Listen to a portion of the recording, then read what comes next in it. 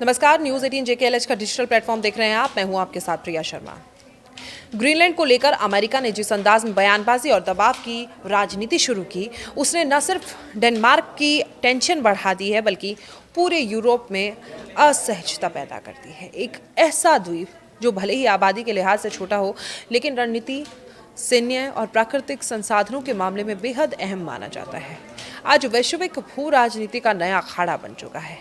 America कि ये रुख ने पुराने सहयोगी के रिश्तों में दरार की आशंका पैदा कर दी है और इसी मौके को रूस और चीन अपने अपने अंदाज में भुनाते दिख रहे हैं। ग्रीनलैंड आधिकारिक तौर पर डेनमार्क का स्वायत्त क्षेत्र है, लेकिन उसकी भौगोलिक स्थिति उसे अमेरिका की नज़रों में बेहद खास बनाती है।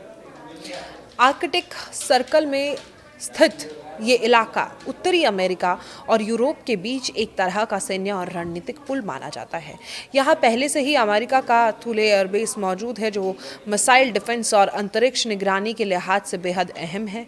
इसके बावजूद जब अमेरिका ने ग्रीनलैंड को लेकर खुले तौर पर दिलचस्पी दिखाई, तो इसे सिर्फ रणनीतिक चिंता नहीं बल्कि आक्रामक कूटनीति के तौर पर देखा गया।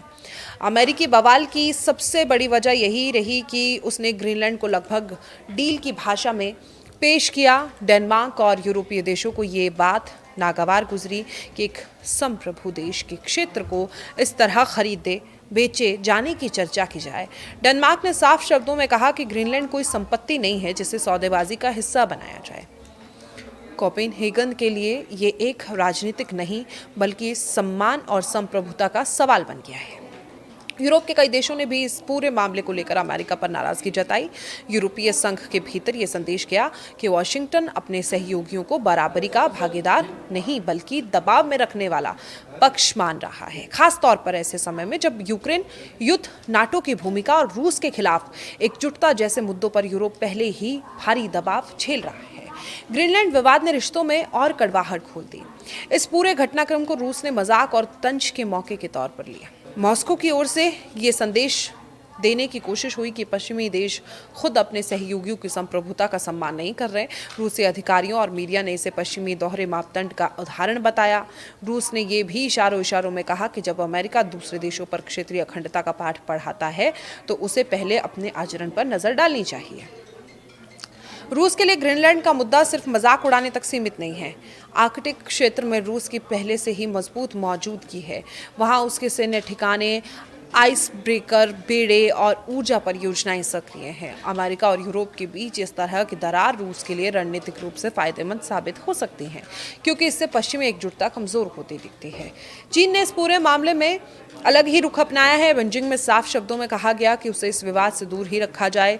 चीन का यह बयान अपने आप में काफी मायने रखता है। एक तरफ अमेरिका अक्सर चीन पर आरोप लगाता रहा कि आर्कटिक में दखल बढ़ा, वहीं दूसरी तरफ ग्रीनलैंड विवाद पर चीन ने खुद को अलग दिखाने की कोशिश की और इसका मकसद ये बताना है कि वो इस समय किसी नए भू राजनीतिक टकराव का हिस्सा बनना नहीं चाहता।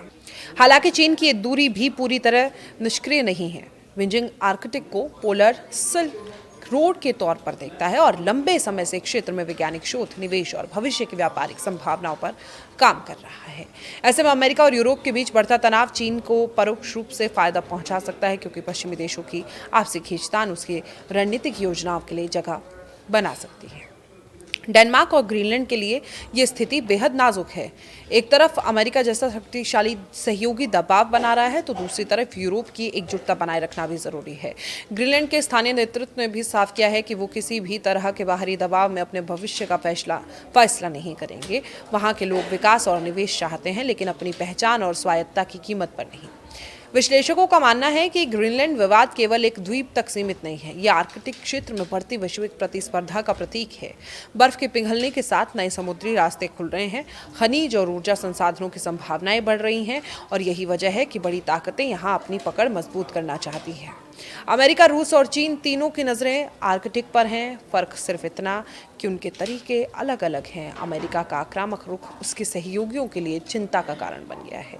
रूस इस मौके को पश्चिम पर तंज कसने और अपनी स्थिति मजबूत करने में लगा है, जबकि चीन सावधानी से दूरी बनाकर खेल देख रहा है। और इस पूरे घटनाक्रम ने एक बार फिर ये दिखा दिया कि वैश्विक राजनीति में अब दोस्ती और दुश्मनी स्थायी नहीं है, स्थायी है तो सिर्फ रणनीतिक हित। आखिर में सवाल यही कि क्या ग्रीनलैंड का यह बवाल यहीं थम जाएगा या आने वाले समय में ये आर्कटिक क्षेत्र को नई महाशक्ति टकराव की ज़मीन बना देगा। फिलहाल इतना तय है कि अमेरिका की एक पहल ने डेनमार्क की चिंता बढ़ा दी, यूरोप को नाराज़ कर दिया और रूस चीन को कूटनीतिक मुस्कान दे दी। आपको एक खबर कैसी लगी कमेंट बॉक्स में बताएं। इसी तमाम खबरों के लिए चैनल को सब्सक्राइब करें। फिलहाल के लिए मुझे दीजिए इजाज़त। आप देखते रहिए न्यूज़ 18 JKLH का डिजिटल प्लेटफॉर्म। नमस्कार।